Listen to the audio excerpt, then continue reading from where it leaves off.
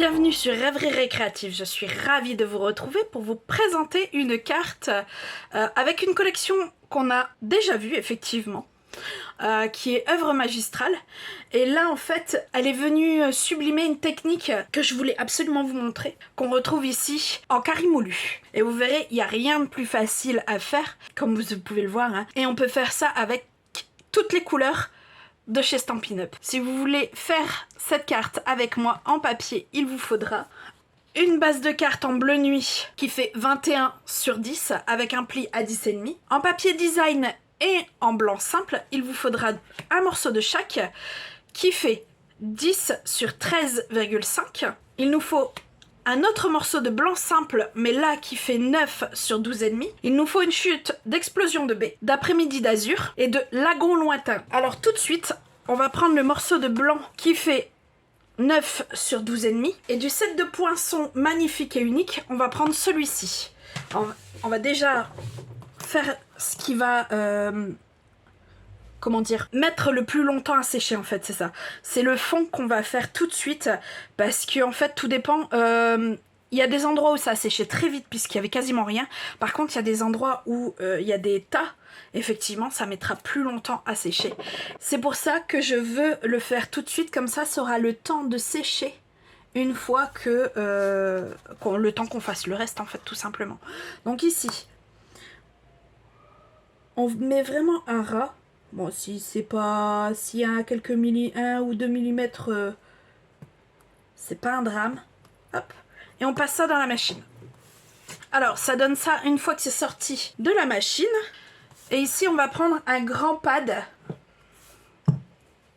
Un bloc acrylique, pardon. Je vais prendre, bien sûr, une recharge d'encre. Ici, ça sera du fraisier en fleurs. Et on va prendre l'essentiel effet laqué nacré blanc. Le blanc bien sûr, et on va en mettre un peu dessus. Hop, mettez-en pas trop.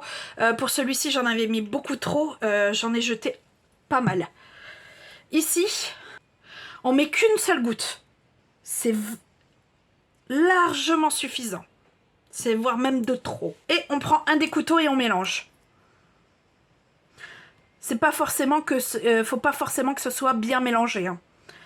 S'il y a un peu de blanc, un peu plus foncé, je trouve que c'est pas mal aussi, ça donne un genre. Et on vient et on étale.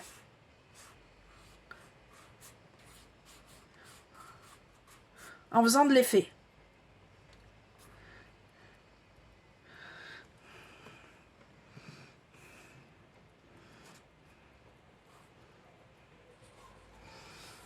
Voilà, moi je m'arrête là. Donc je vous invite à laver tout de suite parce qu'une fois que c'est sec, je suis pas sûre qu'on puisse ravoir. Donc ça on le met de côté à un endroit où on est sûr de ne pas toucher et de ne pas poser quoi que ce soit dessus. Et on passe à la suite. Alors pour la suite, on va prendre nos chutes de papier. Une fois ça fait, on reprend notre fond qui est sec ainsi que notre base. On va venir coller notre papier design sur notre carte. Une fois que ça c'est fait, on prend notre fond et on y met de la colle. On n'hésite pas hein, là parce que là il va falloir que ça colle bien.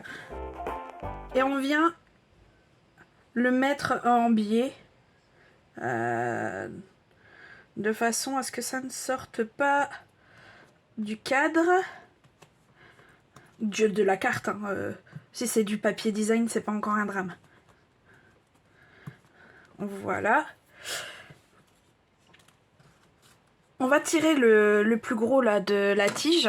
On n'en a pas besoin de plus. Alors j'ai eu un petit souci technique, encore une fois. Je suis vraiment désolée, en ce moment ça m'arrive beaucoup.